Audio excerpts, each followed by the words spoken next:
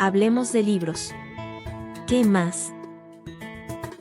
A mí me gusta encontrarme en lo que leo a esa niña interna que disfruta de leer. Y después esas lecturas también le ayudan a tener y manejar y reforzar esa creatividad a la hora de escribir. Yo pienso una cosa, pero los personajes cobran vida. Hay veces que hay cuentos en los cuales yo digo, el final va a ser más o menos por aquí, pero no tengo ni idea de cómo termina. Y cuando ya me siento a escribir, es como un rayo mágico que llega, ¡fum! Y me dicta lo que es el final de la historia. Por ejemplo, ahora una de las luchas más grandes es la inteligencia artificial. Bienvenidos, bienvenidas a Hablemos de Libros ¿Qué más? Una edición especial de primer aniversario en la que celebramos conversando con las y los escritores de Costa Rica. Soy Hazel Payas, periodista, científica de datos y ante todo lectora. Si aún no lo has hecho, te invito a seguir este podcast en Spotify, Amazon Music, YouTube o Apple Podcast. Así no te pierdes los próximos episodios. Hoy me acompaña una escritora, periodista y promotora cultural que ha marcado la vida lectora de miles de personas en Costa Rica. Ganadora en 2 ocasiones del Premio Nacional Joaquín García Monge de Divulgación Cultural, productora y conductora del programa Punto y Coma. También es fundadora de la editorial independiente Club de Libros. Ha escrito para niñas, niños y jóvenes libros como Cuando los cuentos crecen o El cuentasueños, y también ha co-creado manuales para que docentes y familias promuevan la lectura. Además, desde su editorial ha acompañado a cientos de autores costarricenses publicando literatura infantil, juvenil, de terror, fantasía, ciencia ficción, ensayo y mucho más. Evelyn Ugalde, bienvenida a Hablemos de Libros ¿Qué más? Yo tenía muchas ganas de sentarme un ratito a conversar con vos, así que bienvenida y de nuevo gracias por aceptar esta invitación. Muchísimas gracias, Hazel, por la invitación. Un gusto compartir con ustedes.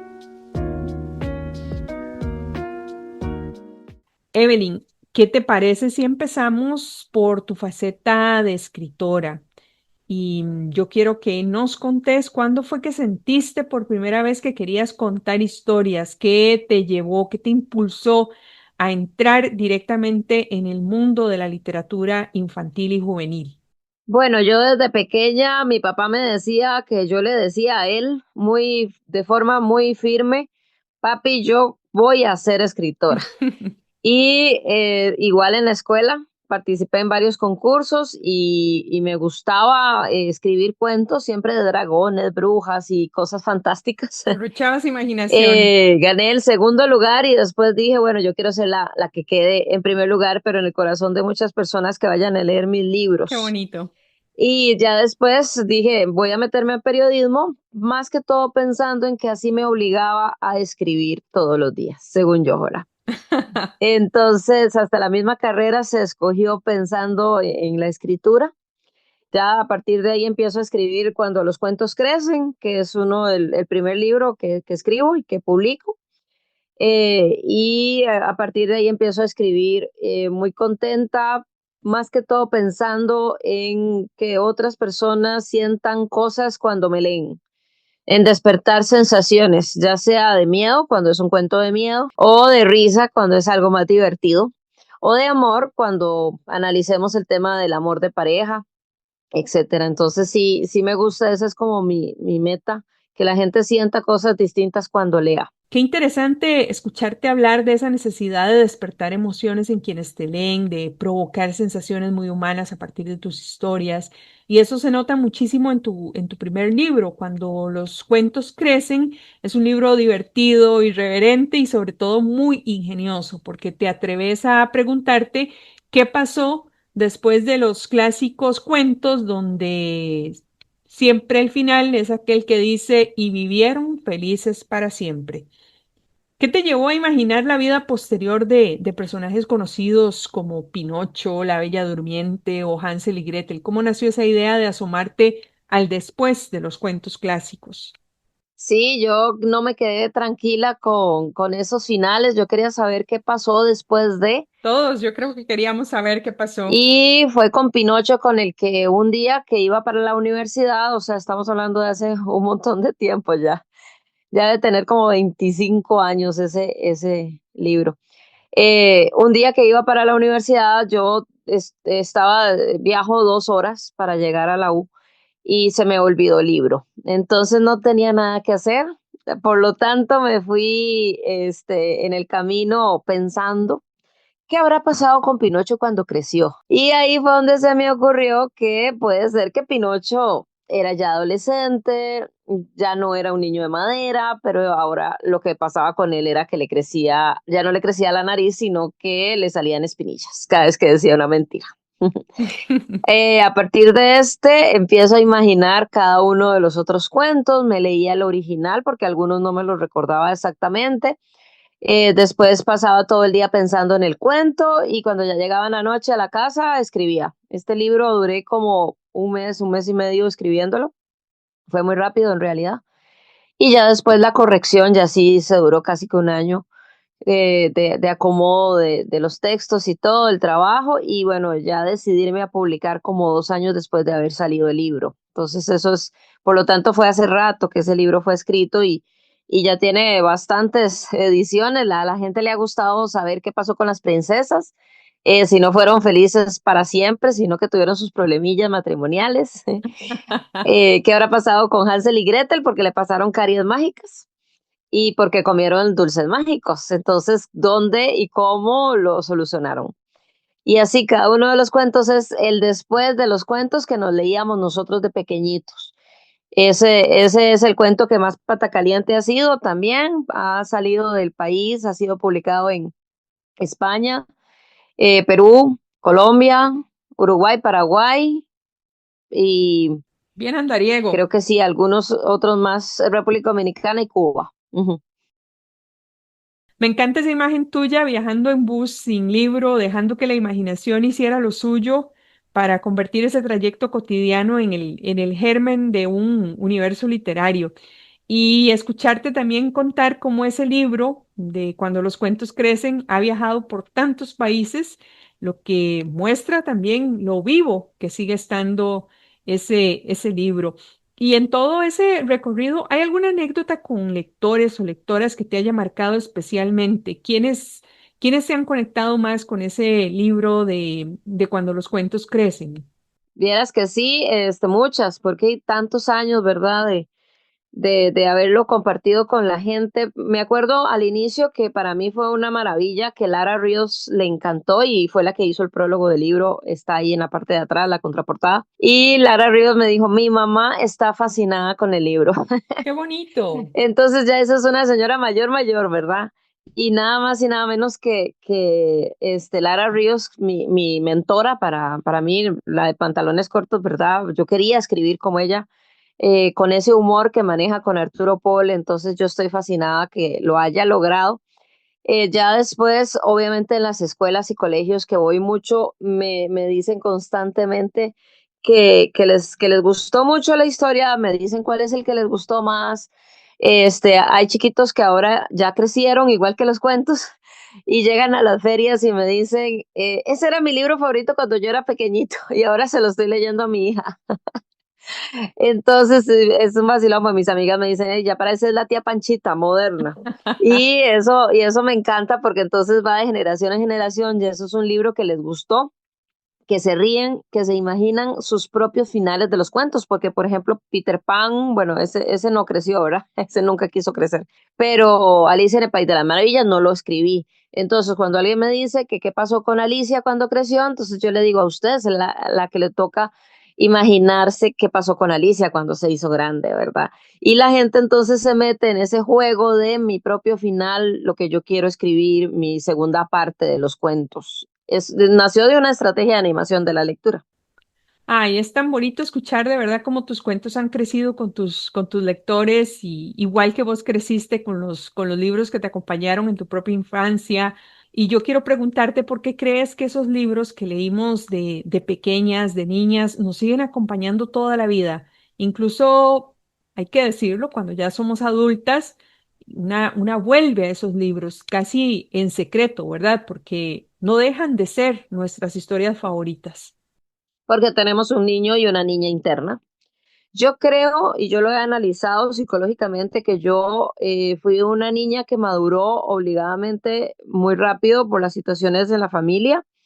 Entonces sacamos los escritores que vivimos esta misma situación, sacamos a nuestra niña interior para escribir cuentos y generalmente son cuentos escritos por esa niña interna.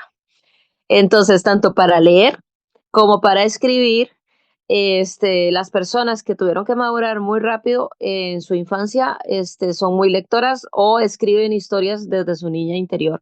Yo tengo una conexión, un día estos andaba en una escuela también y los chiquitos me decían, qué creativa, me decía un chiquito. Y yo le decía, sí, yo creo que sí hay esa conexión entre mi niña interna y yo. Es la que me sopla mis cuentos, le decía yo al niño.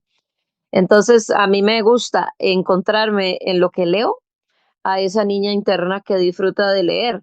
Y después, esas lecturas también le ayudan a tener y manejar y reforzar esa creatividad a la hora de escribir. Ay, esa conexión con tu niña interna es encantadora, sobre todo cuando decís que es ella quien te sopla los cuentos y, y bueno, y mencionabas que las lecturas alimentan esa creatividad constante.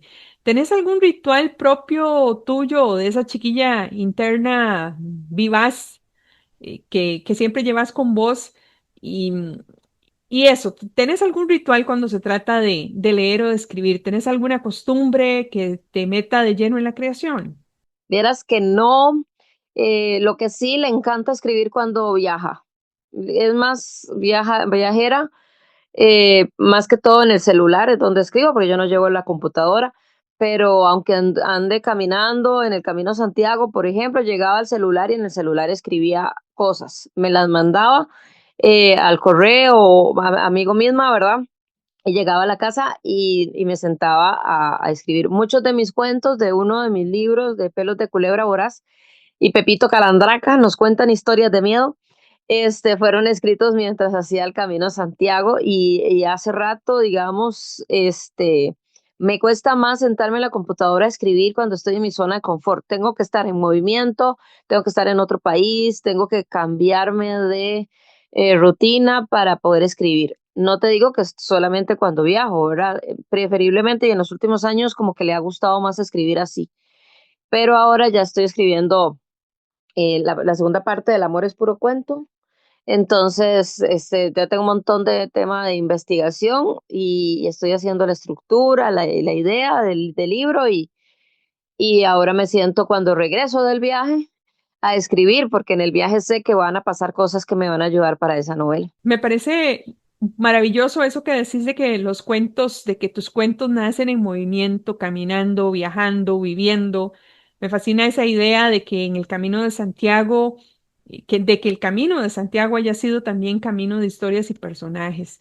Sin embargo, todo libro en algún momento siempre va a necesitar una estructura. ¿Cómo se ve por dentro tu proceso creativo cuando ya te toca sentarte, ordenar ideas y empezar a darle forma a un cuento o a una novela?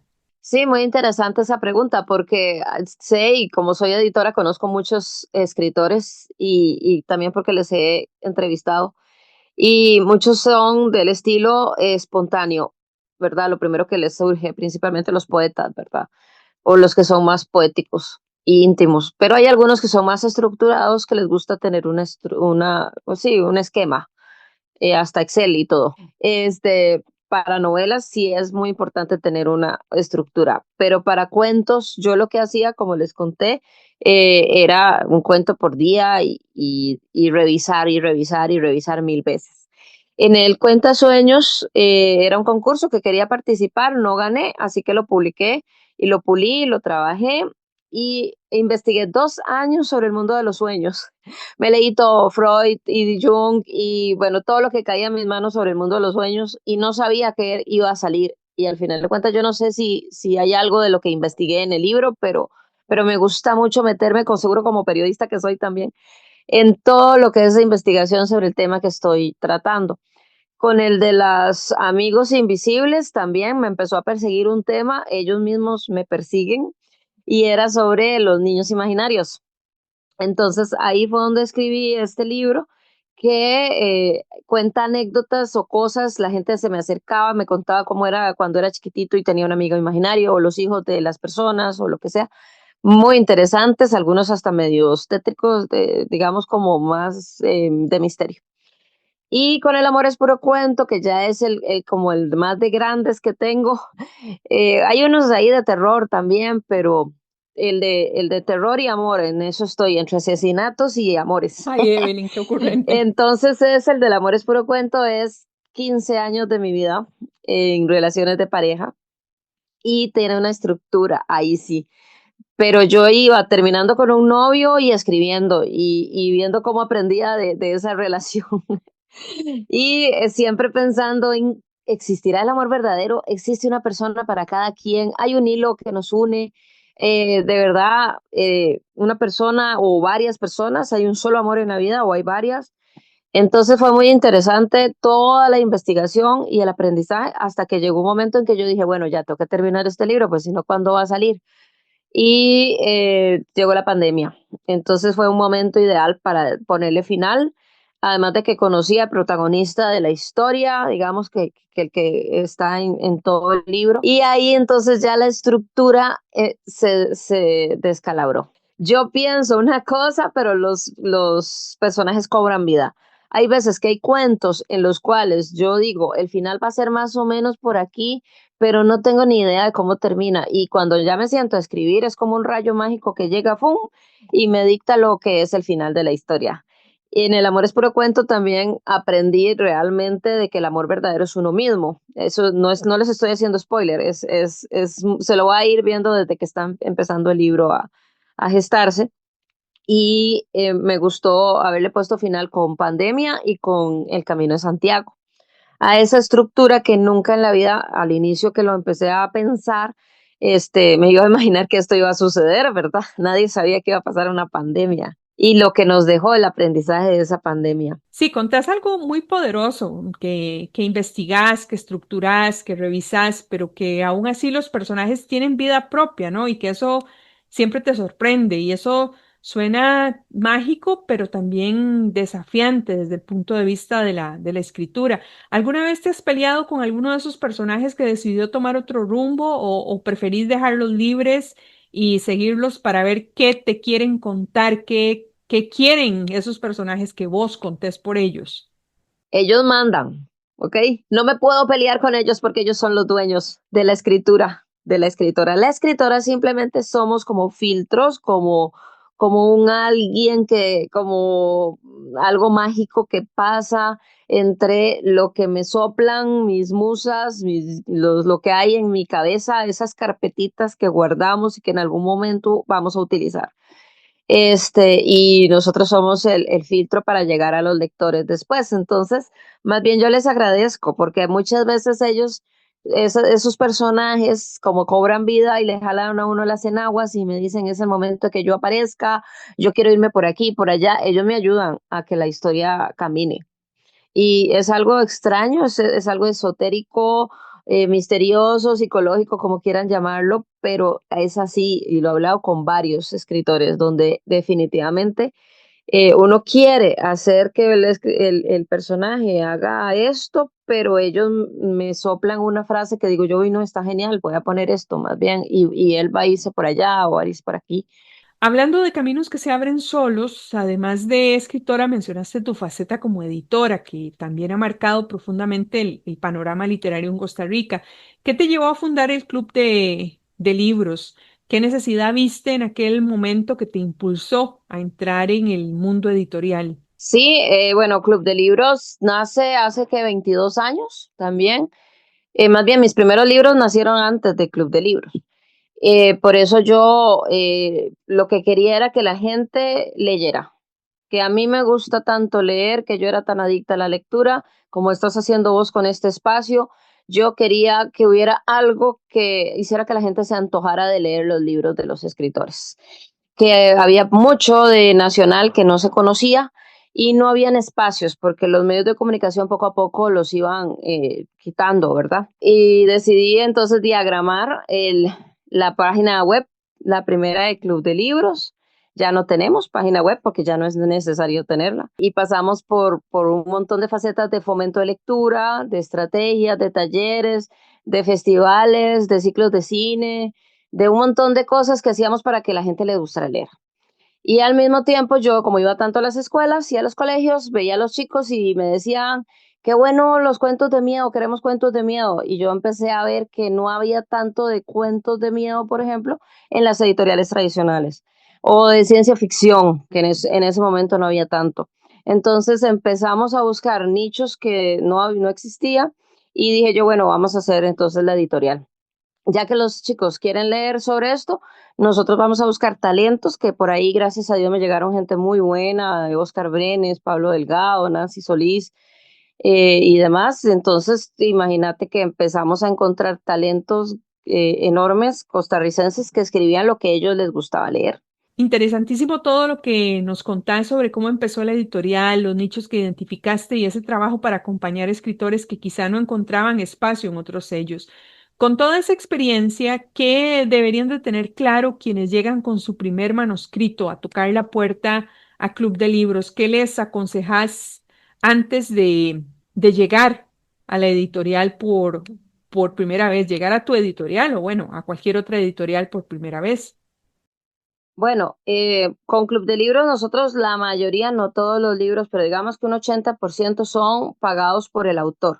Entonces son servicios editoriales que se trabaja con toda la calidad que tiene una editorial, pero el que financia el libro es el autor. Entonces eso es una de las primeras cosas, que sepa que tiene que al final de cuentas tener la inversión para hacer su libro. Es una ventaja después porque al final de cuentas, si vende los libros, él se gana o ella se gana la totalidad del, del- de lo que se invirtió y entonces tiene ganancia.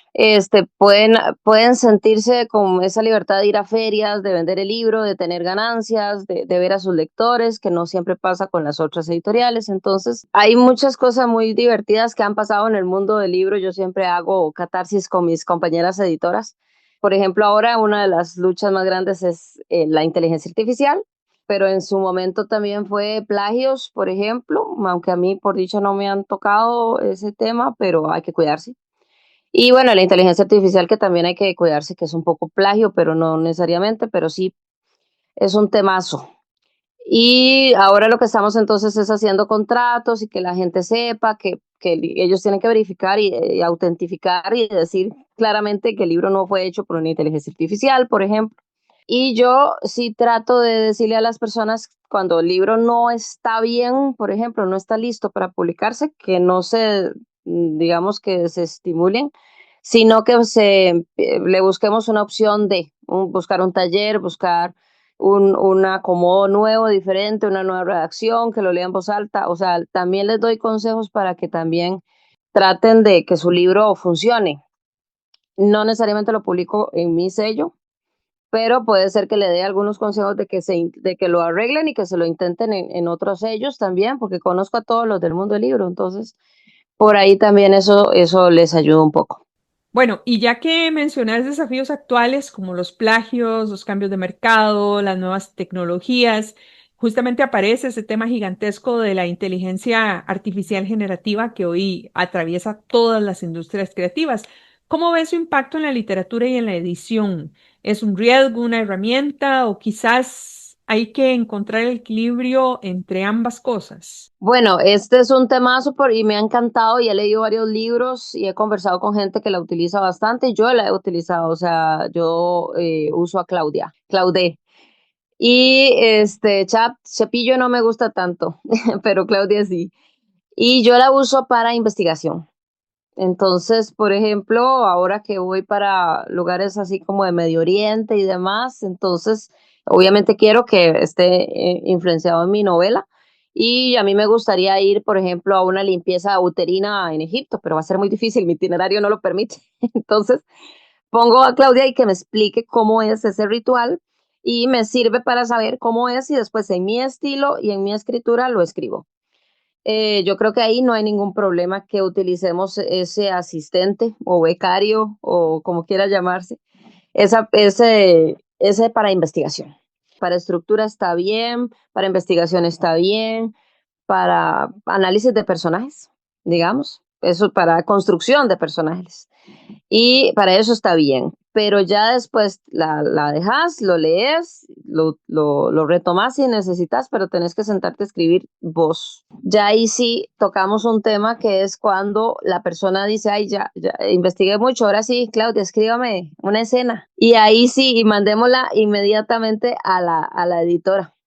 Entonces, eso no estoy yo de acuerdo, porque sí, definitivamente el escritor tiene un potencial muy grande para que necesite recurrir a una máquina que le escriba lo que él puede escribir. Y eso ya es como que le damos a la máquina o al robot cosas que nosotros lo podemos hacer. ¿Para qué se lo damos al robot a que lo haga? Definitivamente la gente tiene que entender de que tenemos el poder todavía.